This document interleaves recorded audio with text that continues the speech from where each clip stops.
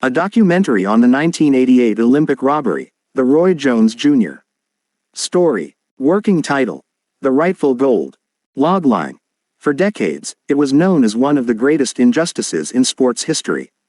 This documentary tells the story of the 1988 Olympic boxing final where a 19-year-old Roy Jones Jr. was controversially denied a gold medal, and the incredible, decades-long journey that finally brought the medal home. Synopsis. Part 1. The Seoul Scandal. Opening scene. The lights of the Seoul Olympic boxing arena flash.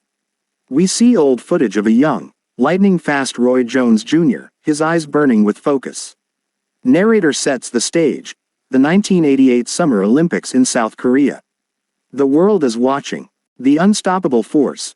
We explore the amateur career of Roy Jones Jr., a phenom with unparalleled speed and skill. Interviews with former coaches, teammates, and boxing analysts paint a picture of a fighter destined for greatness. The final bout. The documentary breaks down the light middleweight gold medal match between Jones and South Korea's Park Si-hun. We use archival footage and animated graphics to highlight the statistical dominance of Jones, who landed 86 punches to Park's 32. We show the moments where Park receives 2 standing 8 counts, a clear indicator of Jones's superiority. The shocking verdict. The moment of the decision is replayed in slow motion. The announcer declares Park Si-hun the winner by a 3-2 decision. The crowd, the commentators, and even Park himself look stunned. The judges' cards are scrutinized, showing inexplicable scoring.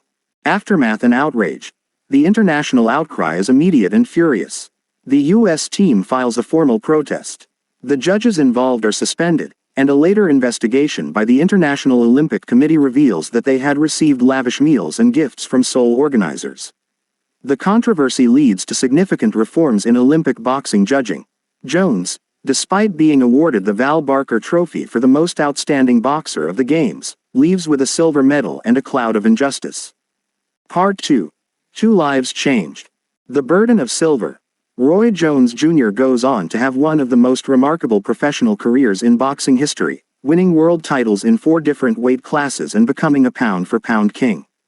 But the shadow of the 1988 Olympics never fully leaves him. We hear from Jones on how the perceived robbery fueled his professional ambitions but also left an open wound. The Weight of Gold.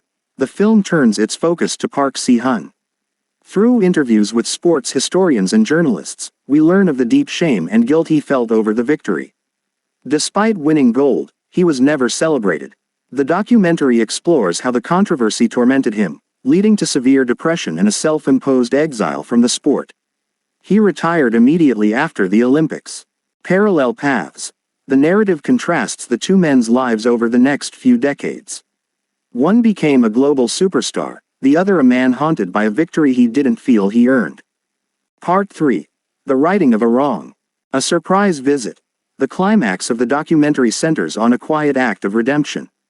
We see an emotional video, shot 2 years ago but only recently made public, of Park Si-hun traveling all the way from South Korea to Roy Jones Jr.'s home in Pensacola, Florida. The emotional reunion.